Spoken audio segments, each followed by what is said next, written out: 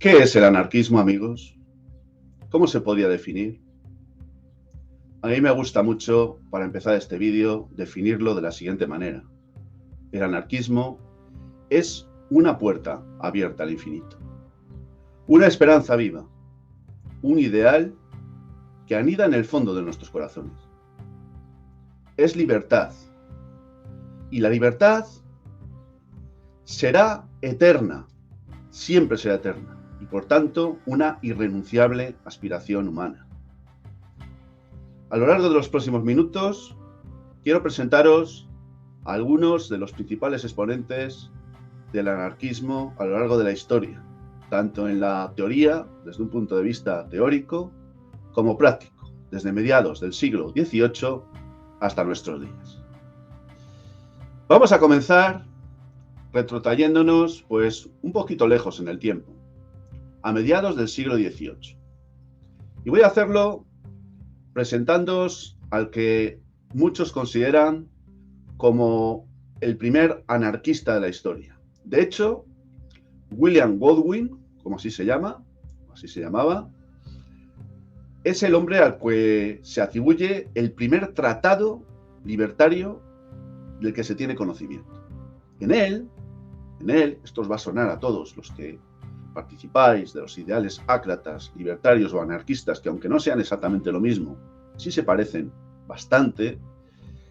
En este tratado, William Godwin hablaba de la necesidad de disolver el Estado como condición necesaria para que pudiera existir una sociedad libre. Y lo hizo en un libro que es histórico, que, bueno, pues forma parte, como digo ya, pues de ese elemento que hace a William Godwin que haya pasado a la historia como el primer tratadista anarquista del que se tiene conocimiento. El libro se llamó Investigación acerca de la justicia política. Voy a enmarcar a cada uno de los iconos del pensamiento anarquista que quiero presentaros, y os estoy presentando ya en este vídeo, con una frase de esas que nos legaron para la historia. Y una de esas frases es la siguiente: el gobierno pretendía suprimir la injusticia, decía William Godwin, pero lo que ha hecho ha sido encarnarla y perpetuarla. ¿Qué razón tenía el amigo William? Vamos a avanzar un poquito en el tiempo, vamos a irnos a casi ya finales de ese siglo XVIII y vamos a enmarcarnos dentro de lo que fue el llamado cooperativismo autogestionario de Charles Fourier, francés. Él aportó a la historia la idea del llamado falansterio, al que, como acabo de decir, pues se liga con el cooperativismo autogestionario. Seguramente hayáis oído hablar alguna vez del socialismo utópico francés. Bueno, socialismo utópico, más concretamente, porque aunque fue en Francia donde, junto con Henry de Saint-Simon y Flora Tristan, pues desarrollaron estas teorías de lo que se conoce como el socialismo premarxista, también en el Reino Unido, el británico Robert Owen es otro de los grandes representantes de este socialismo utópico, que yo os invito a que veáis para poder comprender lo que eran estas ideas antes de que el marxismo y el autoritarismo y el estatismo pues se adueñaran de lo que fue inicialmente el socialismo bien entendido. Una de las frases con las que Charles Fourier ha pasado a la historia fue aquella según la cual el grado de civilización de una sociedad se mide por el grado de libertad de la mujer. Fijaros la importancia que tiene esta frase dicha a finales del siglo XVIII. Porque claro, hablar hoy de la libertad de la mujer casi no tiene mérito, es algo que está a la orden del día, pero hablar entonces constituía una auténtica revolución. Y este hombre lo hizo. Gracias por haber hecho posible que en aquel entonces ya se hablase de la libertad de la mujer. Vámonos a principios del siglo XIX y vámonos a una de las corrientes novedosas del pensamiento libertario, cual es lo que se conoce como el anarquismo individualista. Y para ello voy a referirme a Max Steiner, un hombre que pasó a la historia, entre otros motivos, por haber constituido lo que se dio en llamar la filosofía del egoísmo, según la cual no hay nada que está o que esté por encima de uno. Cada uno es en sí mismo fuente de derecho y de moral. Decía que era de todo punto inaceptable que el individuo se pudiera convertir en creyente, pasando de la religión al patriotismo. Una de sus míticas frases ha sido la siguiente: el Estado llama ley a su propia violencia y crimen, sin embargo, a la del individuo. ¿Qué razón tenía Max Steiner en todo esto? ¿Cuál es la diferencia entre la violencia ejercida por el Estado, que sin embargo es legal y legítima, y la ejercida por el individuo?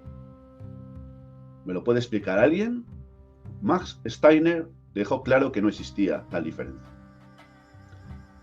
Sigamos a principios del siglo XIX y vamos a irnos ahora a un norteamericano que ha pasado a la historia como el llamado anarquista del bosque. Estoy hablando de Henry David Thoreau, un hombre cuyo pensamiento ha ejercido una enorme influencia sobre los movimientos filosóficos y revolucionarios de los siglos XIX y XX. Este hombre decidió un día marcharse a vivir al bosque, concretamente a un lago, el lago Walden. Y precisamente su experiencia, que no fue muy duradera en el tiempo, dio lugar a su obra cumbre, la llamada Walden, la vida en los bosques.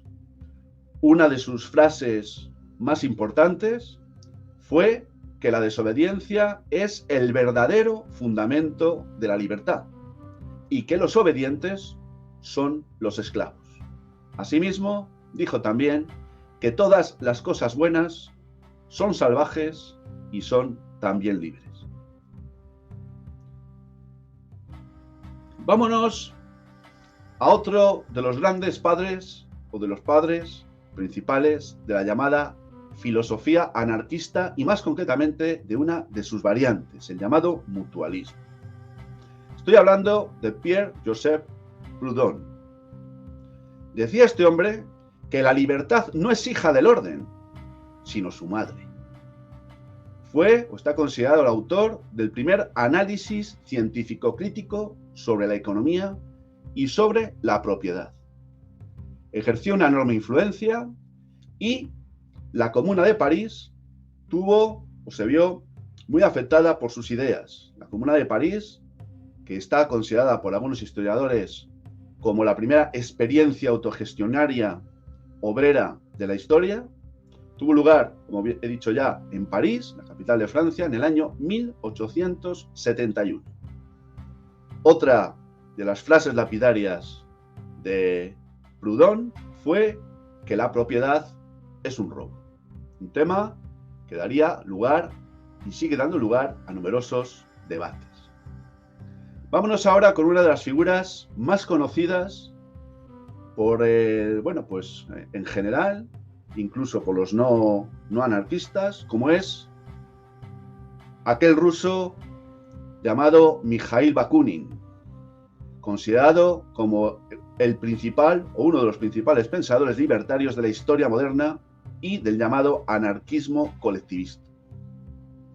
Una frase que me encanta, que estoy seguro que os va a gustar mucho a vosotros también, es una frase de Mikhail que decía: ejercer el poder corrompe, someterse al poder degrada. Decía que el Estado es una nueva religión, que dio lugar a que luego de la Primera Internacional hubiera una escisión entre los autoritarios marxistas y los contrarios al autoritarismo, los antiautoritarios, que también fueron llamados anarquistas o libertarios.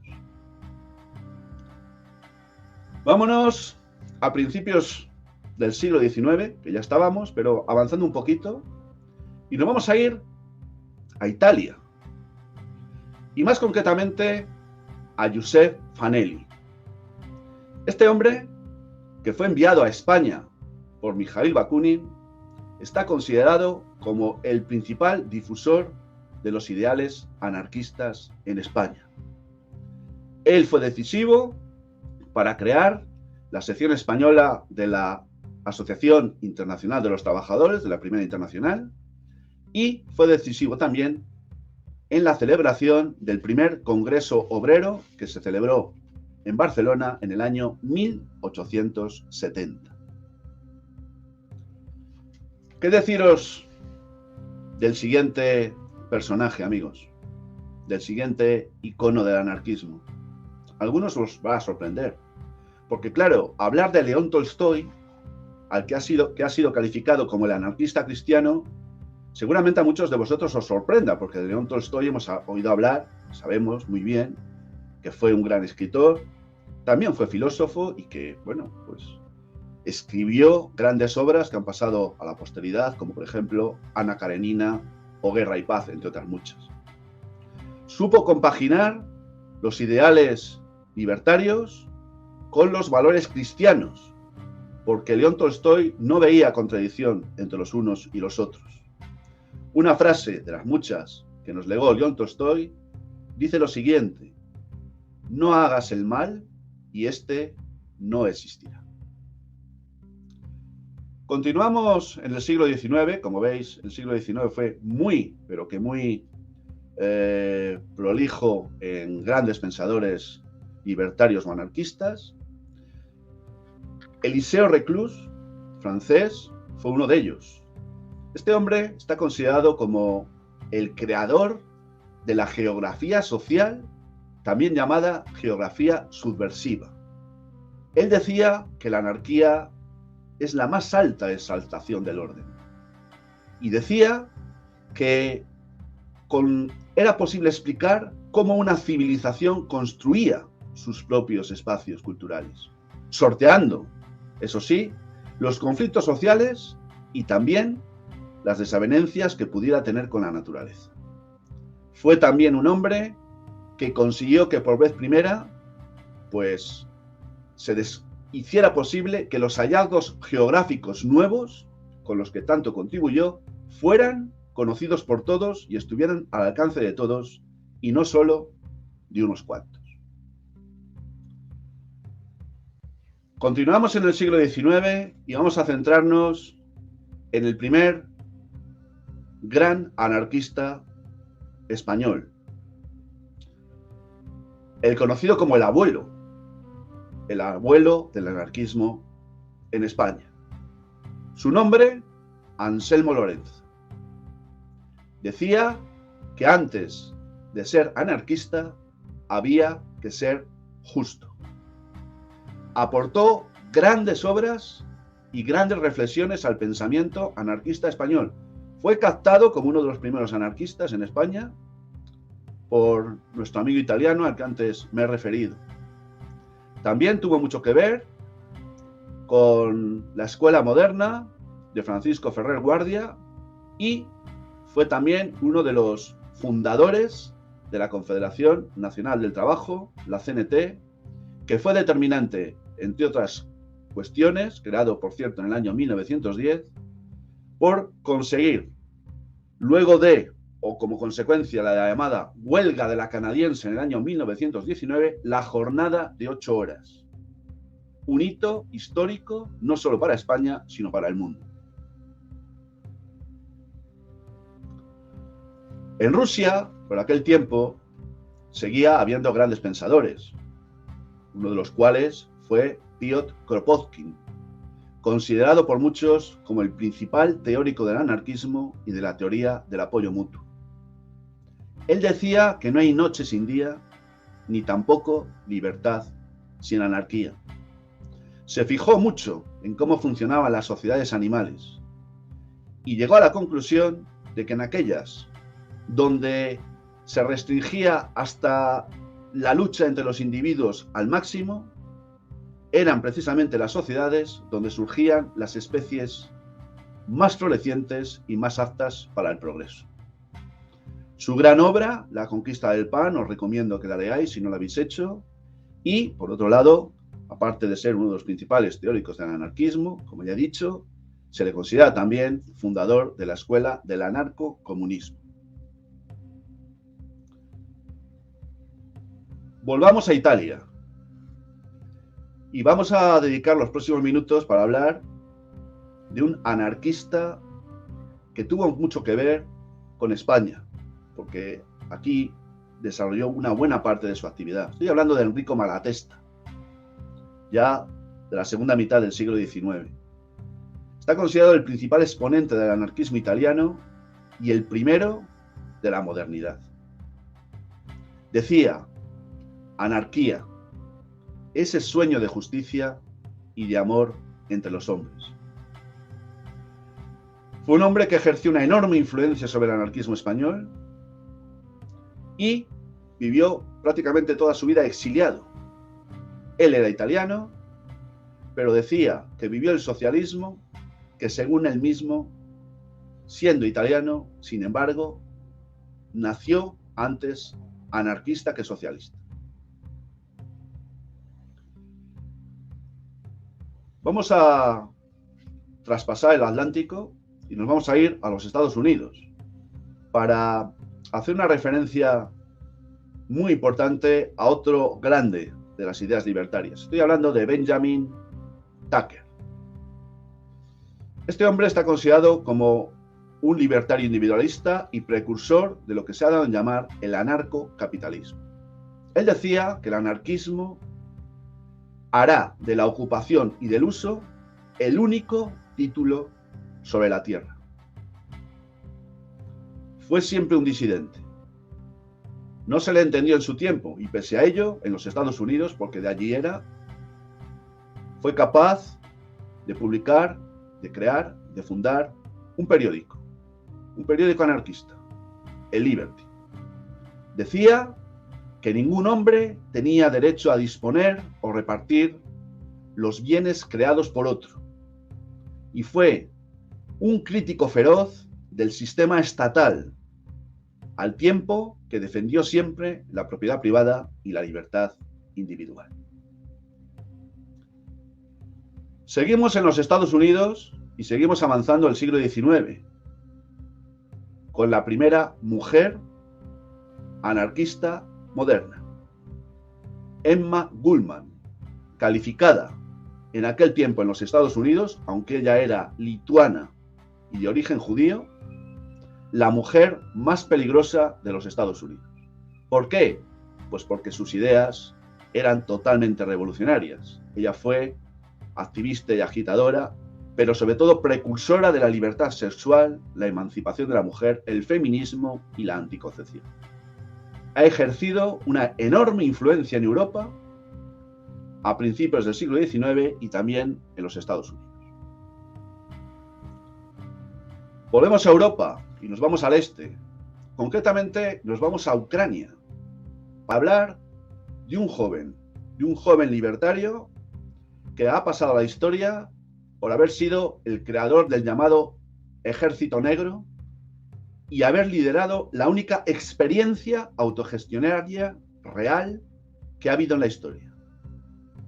Tuvo lugar en una parte de Ucrania, en un territorio que podríamos equiparar a lo que es la tercera parte del territorio de España en la actualidad. Se le considera también el padre de la llamada Guerra Relámpago. Él era un líder militar y campesino y estuvo adscrito al anarcocomunismo. Combatió a las tropas zaristas y también a las tropas soviéticas. Durante un tiempo controló un espacio territorial de manera autogestionaria. Por eso he dicho, y vuelvo a decir, que Néstor Magno pues ha pasado a la historia por haber sido capaz de gestionar un territorio de manera totalmente autónoma. Él dijo que la naturaleza del hombre es anarquista y que se opone a todo cuanto tienda a encarcelarlo. Me ha gustado mucho siempre la historia del Ejército Negro, que os invito a que la estudiéis, o por lo menos, por curiosidad, la dediquéis unos minutos. Vamos ahora a uno de los sucesos más tristes y más injustos que ha habido a lo largo de la historia contra el anarquismo, y han sido infinidad de injusticias las que se han vertido contra el movimiento libertario. Pero voy a centrarme ahora en dos personajes que seguro que habéis escuchado, porque se les han dedicado películas, se les han dedicado canciones, como Joan Baez. Estoy hablando de Sacco y de Vanzetti. Estoy hablando de dos trabajadores italianos, inmigrantes y anarquistas que vivieron en los Estados Unidos y a los que se atribuyó el asesinato de varias personas. El encausamiento fue tan injusto y tan oscuro que generó reacciones en el mundo entero para que se les pusiera en libertad, y no se hizo. Y no solo no se hizo, sino que se les ajustició. Y fijaros, tendrían que pasar desde el año 1927, en que tuvo lugar ese ajusticiamiento, hasta 1977, 50 años, para que el gobernador de Massachusetts públicamente exculpase a Sacco y Vanzetti de cualquier responsabilidad en el asesinato que injustamente se les atribuyó. Volvemos a España, y ante este me cuadro. Me cuadro porque siempre he tenido una especial admiración. Estoy hablando del llamado héroe del pueblo, aquel comunista libertario al que su muerte convirtió en leyenda. Estoy hablando de Buenaventura Durruti, un leonés que ha pasado a la historia del anarquismo por muchas cosas, entre otras, por haber contribuido decisivamente con la columna Durruti a realizar muchas gestas, y por haber sido determinante en la liberación de Barcelona en julio de 1936, al día siguiente de haber tenido lugar el golpe de Estado contra el gobierno legítimo de la República. Decía Buenaventura Durruti: llevamos un mundo nuevo en nuestros corazones y ese mundo sigue creciendo a cada instante. Continuamos en España, ya a finales del siglo XIX, porque lo mismo que Durruti, Diego Abad de Santillán, pues se enmarca en ese periodo. Diego está considerado como el principal teórico del anarcosindicalismo español. Él decía: no somos anarquistas por el hecho de reconocer la bondad de la anarquía, sino que luchamos por su realización. Él fue determinante para configurar las bases de lo que sería el anarcosindicalismo español. Continuamos en España y me voy a centrar en otra anarquista histórica. Hablo ahora ya principios del siglo XX, 1905, que fue su nacimiento. Estoy hablando de la primera mujer de la historia que formó parte de un gobierno y la única anarquista que lo haya hecho hasta la fecha. Estoy hablando de Federica Montseny. Ella dijo: ninguna fuerza por encima de tu fuerza. Eres el Señor y el Dios de ti mismo. Nunca dejaré de ser una mujer luchadora, sembradora de ideas y de rebeldías, de amor y de libertad. Como he dicho, fue ministra de Sanidad y Asistencia Social en el gobierno del socialista Francisco Largo Caballero entre noviembre de 1936 y mediados de mayo de 1937. Vivió exiliada durante muchísimos años como dirigente de la CNT y regresó a España una vez reinstaurada la mal llamada democracia. En aquel multitudinario mitin en Montjuïc, donde hasta 100.000 simpatizantes anarquistas confluyeron en un mitin que puso muy pero que muy nervioso, al sistema y al establishment. De ahí que montaran lo que montaron después, con atentados atribuidos a los anarquistas, concretamente a la CNT, sin que jamás se haya podido probar que esa autoría respondiera a la realidad. De Federica Montseny, una gran mujer anarquista española, pasamos a otra gran libertaria.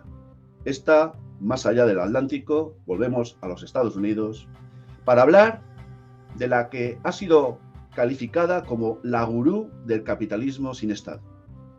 Estoy hablando de Ayn Rand. Ella decía, pregunta no ¿quién va a dejarme hacer las cosas? La pregunta es, ¿quién va a detenerme? Ella fue filósofa y escritora rusa que se afincó en los Estados Unidos y fundó o constituyó lo que se conoce como el objetivismo racional. Ella decía que cada individuo tiene derecho a existir por sí mismo, sin sacrificarse por los demás, ni sacrificando tampoco a otros para sí. Tampoco nadie tiene derecho a obtener, decía, valores provenientes de otros, recurriendo a la fuerza física. Su obra cumbre, El manantial, es de casi obligada lectura. En el primer cuarto del siglo XX nace, en 1926, el llamado filósofo libertario y padre del libertarismo. Estoy hablando de Murray Rothbard. ¿Qué es el Estado sino una mafia organizada? Una de sus frases lapidarias que comparto absolutamente. Está considerado por muchos como el padre del anarcocapitalismo o anarquismo de propiedad privada y libre comercio. Seguimos en los Estados Unidos, ahora con un personaje que vive, afortunadamente, a día de hoy. Estoy hablando de Noam Chomsky, principal exponente del llamado socialismo libertario en los Estados Unidos. Es un filósofo nihilista, reconocido por su activismo político, y se ha caracterizado siempre por ser un furibundo crítico del capitalismo contemporáneo y de la política exterior de los Estados Unidos. Él dijo una frase que a mí me ha gustado mucho y que ahora quiero compartir con vosotros. Nunca fui consciente de ninguna otra opción que no fuera cuestionarlo todo. Pasamos ahora a España otra vez y vamos a pasar para hacer una referencia, en este caso, a un conjunto de mujeres, a una asociación. Se llamó Mujeres Libres. Fue creada en 1937 y subsistió hasta 1938. Varias mujeres, el 2 de mayo de 1936, publicaron el primer número de la revista Mujeres Libres, que sirvió de base para la constitución del Grupo Libertario y la organización de su primer y único congreso que pudieron realizar en agosto de 1937, aglutinando a unas 21.000 mujeres anarquistas y a 147 agrupaciones locales. ¿Habíais oído hablar de esta asociación de mujeres libres? Yo confieso que hasta hace muy poquito, antes de ponerme a hacer este trabajo, la verdad es que no las había oído nunca. Vamos a ir ya terminando. Seguimos en España. Hombre, cuánto me hubiera gustado conocerte, Lucio. Qué gran tipo. Sí, el llamado Robin Hood español, que fue capaz de poner de rodillas al Citibank, se llamó Lucio Urtubia, navarro para más señas. Este hombre fue capaz de poner en marcha una acción cuyo fin fue recaudar fondos destinados para la CNT. Y lo hizo a través de una macroestafa, nada más y nada menos que al First National City Bank, Lo hizo mediante la fabricación de cheques de viajero, con planchas de imprenta de las que él mismo fue su autor. Las distribuyó por toda Europa y por buena parte de Latinoamérica, entre enero de 1980 y diciembre de 1982. La imposible detección de dichas planchas obligó al banco a negociar. Lucio vivió en París durante muchísimos años, primero exiliado y luego permaneció allí hasta, que decidió volver a su querida tierra navarra. Su casa se dice que estaba siempre abierta y fueron muchísimos los anarquistas y simpatizantes pues que pasaron por allí para conocerle. Hubiera dado muchísimo por haber tenido una conversación con él, con Lucio Urtubia. ¡Qué personaje! Gracias, Lucio. Y concluyo con otro personaje español al que yo he admirado siempre muchísimo. Estoy hablando no de un referente filosófico, sino de un activista de la farándula, un actor. Estoy hablando de Fernán Gómez. Un actor íntegro que jamás dejó de ser anarquista. Era fácil encontrarle en actos con las manos levantadas y unidas por encima de la cabeza. Para los que no lo sepan, uno de los símbolos o saludos anarquistas más importantes. Él mantuvo siempre su simpatía por la CNT, a la que se adscribió pues en los tiempos de la propia guerra civil. Nunca abandonó sus ideales hasta el punto de que murió, pues, y su féretro fue rodeado con la bandera roja y negra, en un acto precioso de despedida que tuvo lugar en el Teatro Español de Madrid. La lengua de las mariposas es una obra preciosa cinematográfica donde Fernán Gómez se sale. Yo creo que es que era evidente, porque representaba lo que él siempre creyó, un maestro libre de la España rural de los años 30. Maravilloso.